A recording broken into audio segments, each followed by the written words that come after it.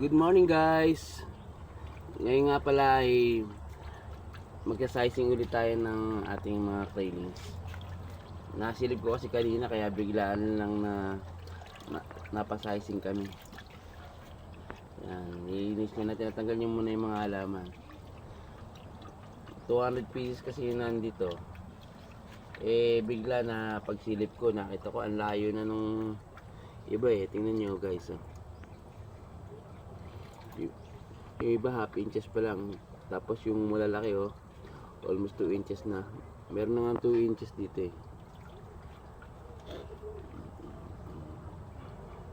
yan, malalaki na, napakalayo niya para sa mga kapatid niya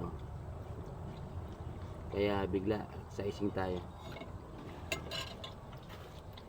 Tanggal na muna yung mga heights nila.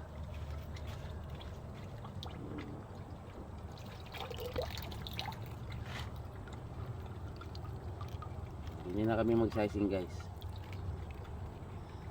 Malaki pa na itong isa na yun. Laki. Sobrang laki na itong isa na yun. Tingnan mo naman.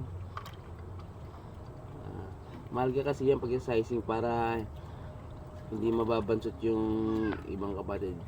Kasi pagka naiwanan sila ng gusto, baka sila pakainit ng mga kapatid niya.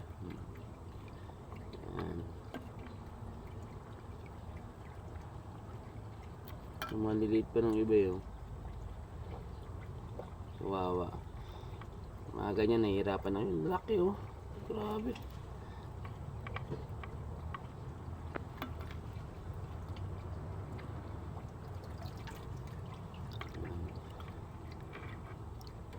Yan, malaki na rin yan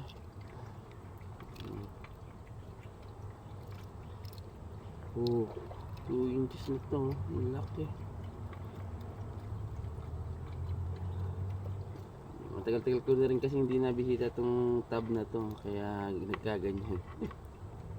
Pakain lang kami ng pakain. Mga ano na to, mga 40 days na yung age na yan, kaya naiiwan natin yung lalaki. Tagal mo muna may yung kinakain pala nila yung mga suso, kaya naubos na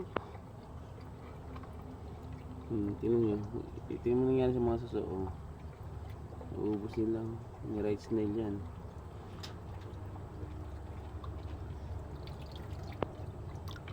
Buwasan muna sila tanggalin muna yung malalaki.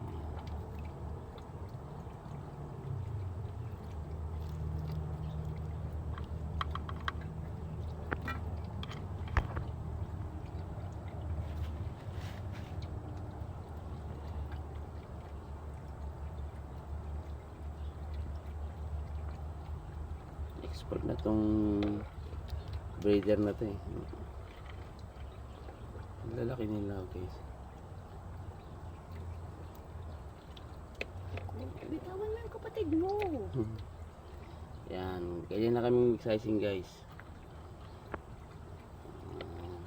Update ko na lang po kayo ulit pagka ngayon iiwalay ko na yung malalaki na yan. Tapos yung maliliit balik na ulit doon. Ganyan lang guys. Sana may natutunan kayo.